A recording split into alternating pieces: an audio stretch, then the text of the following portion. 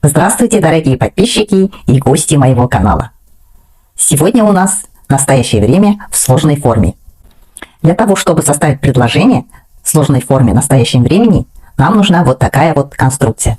Местоимение, основной глагол, аффиксы об, п и 4 глагола, которые мы знаем: отор, тор, жир, жатор и личные окончания. Эти 4 глагола здесь используются для показа настоящего времени. Они в основном здесь теряют свое основное значение и используются для показа действий, которые происходят именно в настоящий момент. И какой же глагол мы из этих 4 подберем для наших предложений? Это зависит в основном от положения действия. Чтобы вам было более понятно, мы будем рассматривать каждый глагол отдельно. А для глаголов бару, келю, апару и акелю есть свои аффиксы а или. Значит, они не принимают аффиксы об, п, вместо них добавляем аффиксы а или и. Давайте посмотрим на примере. Для составления предложений будем использовать новые слова.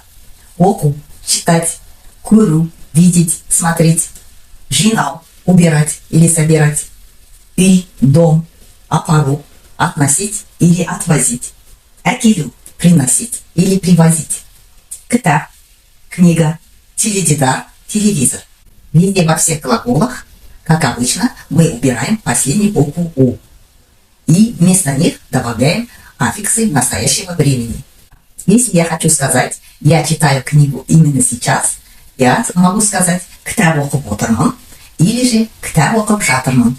Ты смотришь телевизор, будет на казахском теледидар көріп отырсың или теледидар көріп жатырсың. Вы занимаетесь уборкой или вы делаете уборку, на казахском будет үй жинап жүрсіз или же үй жинап жатырсыз. Кітап апара жатыр. Он или она несет книгу именно туда. Стрелку я показываю в ту сторону. Кітап әкеле жатырсың ба? Это у нас уже вопросительное предложение, которое в переводе означает «ты несешь книгу именно сюда, в эту сторону».